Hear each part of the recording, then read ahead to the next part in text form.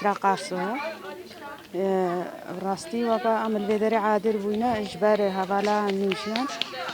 سالفاغار راوية الوي شر بيشمرغا خانة سهري بريندار بو البيستو دوي مهاسي شهيد كات وقا عمل بدري عادل بوينا هر تشتكي إجدستي ما بي أمي بريفا بن وقا أرجع ما كا و چه شنگاله داد کر چه أرجع خو راد بو آمچی که بی أرجع رابن هوا نوجان هر وقت الشنگال دا کارت کر براستی آمچی که کار بکنه سر و رکا هکا أو شهید کتی آمچی که سر و رکا بن حتی دلوپا داوی آمه باردوام بکن و آمه الشنگال دا کارو خبات بدن مشانده جبورایە گشتیە دەموکراتیک ئەم دسەریدا شۆرەشگەر و ڕۆژنامەوانیە چەپەمەنیە ئازاد ڕێهەڤار نوژیان ئەرهان ببیرتینن ئەم دشەخصێ ڕێهەڤارەخوا نوژیاندا شەهیدن بەرخۆدانە خانەسۆرێ شەهیدن چەپەمانیە ئازاد و شەهیدن هەفتی و چار فەرمانە ببیرتینن ئەم سۆ زدن کو ئەم هەتا داویە لەسەر خەتا چەپەمانیە ئازاد بڕۆحێ نوژیان تەکۆشینە حقیقەتێ بدۆمینن ئەم دێ نەهەمین سەلڤەگەرە شهادەتە ڕێهەڤار نوژیان دەنا ڕێهەڤار نوژیان بکەسایەتە خوا یا شۆرەشگەری بکەت و خەباتین خوا دلێ ما و جڤاکە ئێزدیدا جەهەکی تایبەت ئاوا کرد ددەما فەرمانێدا ژ چیایên ئازاد بەرێ خۆدا شنگالێ بپێنووس و کامەرەیە خوا ڕاستیە فەرمانێ ژێ دنیایێرە ڕاگەهاند ji bo ku bibe dengê êş birîn û berxwedana jin zarok û dayîkên me dê êriya serxistina heqîqetê de êmeşiya îro navê sed zarokên êzidiyan nûjiyan e em weke ragihandina jin li ser xaka rojnamevaniya azad ku bê rastiya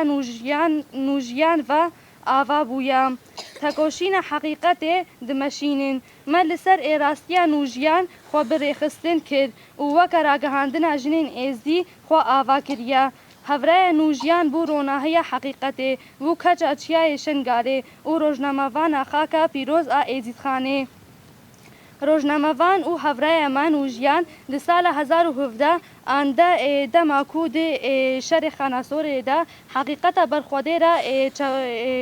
dişopand hade hedefgirtin û şehîd bû beriya niha bi 9 salan di berxwedana xanasorê ya li dijî pêşmergeyê roj ve girêdayî pedekê rojnamevan û hevraya me nûjiyan di sala 2017 ande demaku di şerê xiyanetê de heqîqeta berxwedana dişopand hade hedefgirtin û şehîd bû beriya niha bi 9 salan di berxwedana xanasorê ya li dijî pêşmergeyên roj ve girêdayî pedekê ve rojnamevan nûjiyan şehîd bû em tu carê yek û hevraya me nûjiyan hedef girtîn û şehîd xistin ji bîr nakin û nadin ji bîr kirin di roja îro de carek din xeteriyên mezin li ser civaka me hene divê em weke ragihandina azad a şengalê weke rojnamevan nûjiyan xwedî li kar û xebatê xwe derbikevin û plangerên li ser civaka me tên kirin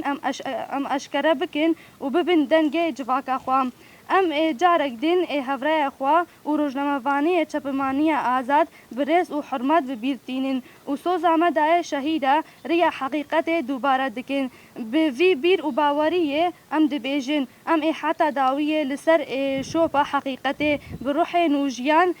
tekoşîna azadiyê bimeşînin bi pênûs û kamerêya nûjiyan heqîqeta jinên êzdî bi jiyana azad bihûnin ragihandina azad jinên êzdî شهید نامرین شهید نامرین شهید